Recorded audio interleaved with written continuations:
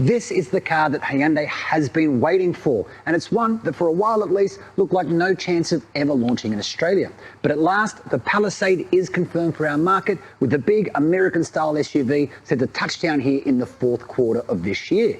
But first, we've got this left-hand drive version at our disposal here in Sydney, which means we can crawl all over it and tell you exactly what to expect when our cars do arrive. So without further ado, let's get into it. But first, make sure you hit subscribe to stay on top of all of our latest videos and scoot on over to carsguide.com.au to get your news and reviews fix. Remember, we've probably driven your next new car, so why not go check out what we thought of it?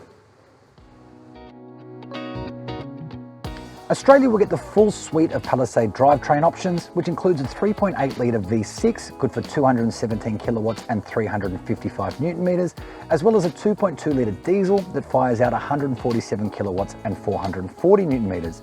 Both are paired with the torque converter automatic, and the petrol cars are two-wheel drive, while the diesel vehicles get four-wheel drive. It also boasts Hyundai's newest safety tech, which will include 6 airbags, Hyundai's Safety Sense suite of equipment, AEB with pedestrian detection, blind spot monitoring, lane keep assist with lane following assist, rear occupant alert, rear cross traffic alert with AEB, safe exit assist, the list goes on and on.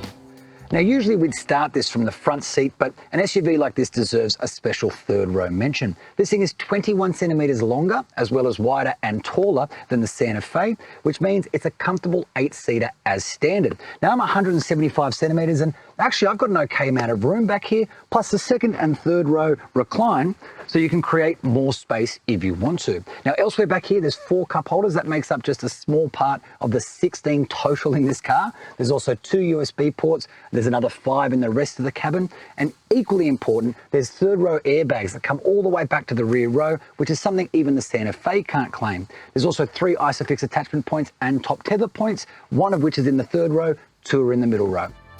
At almost 5 meters long, this thing is a sizable unit. In fact, the 311 litres of luggage space you get with the third row in place is around 2.5 times more than you get in the Santa Fe.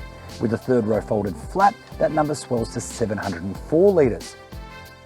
And now, while Hyundai is quick to point out that this isn't intended as a rugged off-roader, something with low range for example, it will tow around 2,300 kilograms braked. So, to the front of the cabin. It's a nicely premium feeling space. There's heated and ventilated seats in the first and second row. The selectors now shift by wire. The center screen's 10.25 inches, and there's a 7-inch display in the driver's binnacle too. But there's also some clever new tech in the Palisade as well. One of them is a quiet mode, which cuts the speakers to the second and third row if the kids are sleeping, but also a driver talk mode, which uses the Bluetooth microphone to transmit your voice to the third row, so you no longer have to look over your shoulder to yell at the kids. Now, there's no word on pricing yet from Hyundai, but you know where to find it when they do release it. Just jump over to the carsguide.com.au website and make sure you hit subscribe to stay on top of all of our latest videos.